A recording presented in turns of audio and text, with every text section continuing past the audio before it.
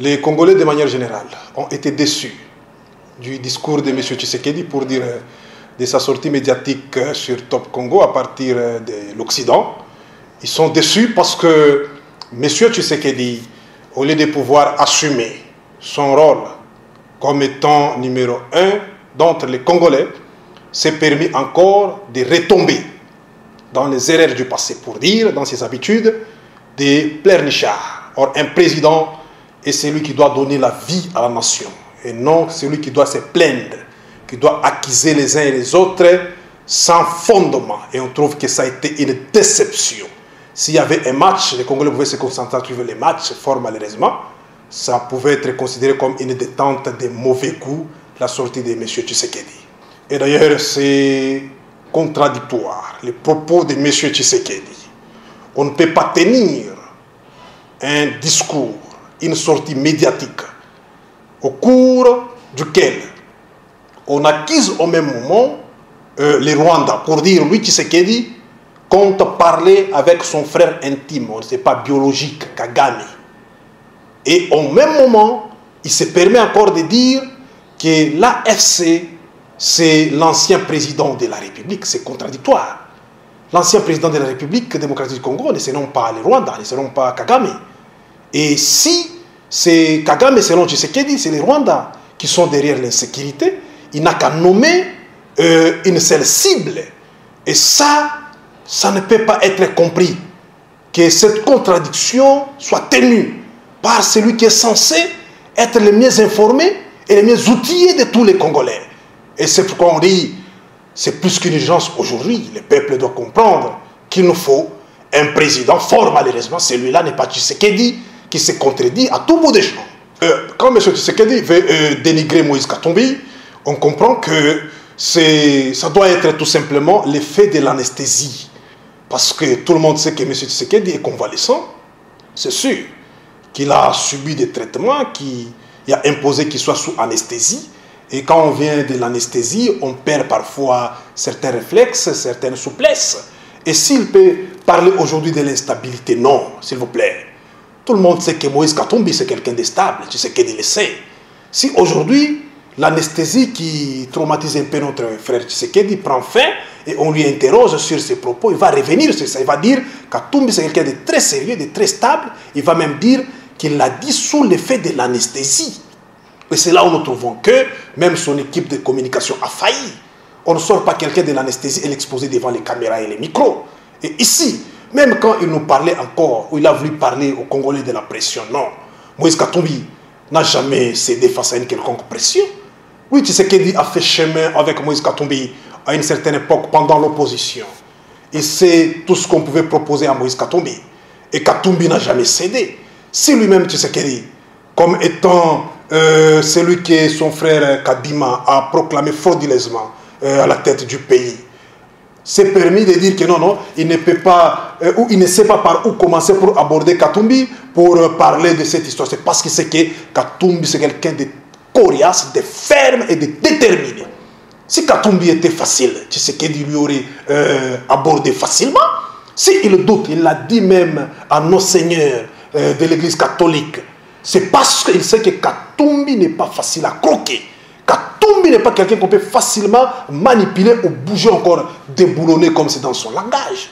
Et c'est ici, les Congolais d'ailleurs doivent comprendre que Moïse Katumbi garde la même position.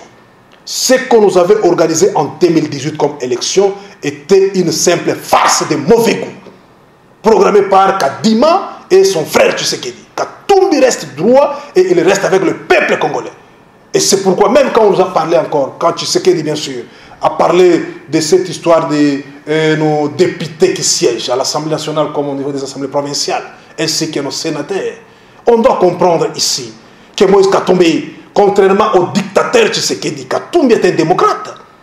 Et la démocratie, c'est la voix de la majorité, rédigée ou encore exprimée à travers les textes. Et chez nous, ensemble, nous avons des textes qui nous régissent.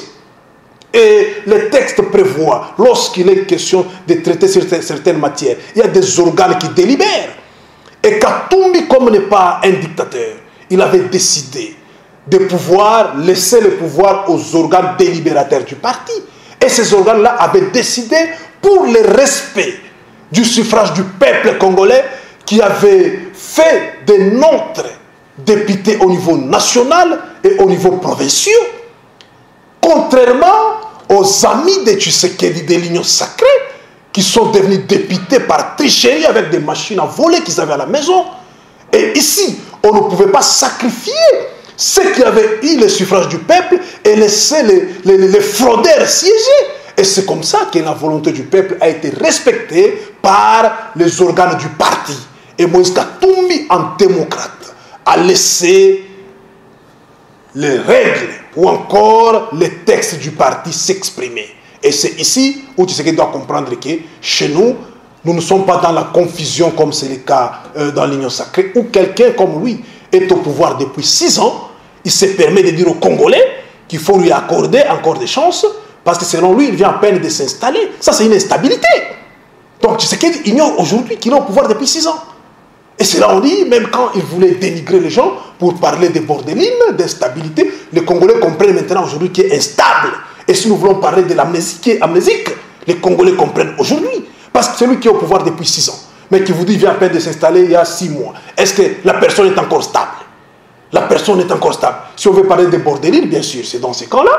Et si on veut parler de l'amnésie, c'est dans ces cas-là. C'est pourquoi on s'est dit Katumbi ne peut en aucun cas même prêter oreille aux propos instables de M. Tshisekedi. Il est tout simplement pardonné parce qu'on comprend que c'est notre compatriote qui est convalescent et Katumbi est concentré et travaille pour l'avancement et le développement de la République démocratique du Congo et surtout le bonheur de tous les Congolais qui nous suivent sur vos trentaines. Vous savez, la demande de M. Tshisekedi est une déception encore de nouveau. Parce que vous savez, normalement, la confiance ne se demande pas. La confiance se mérite.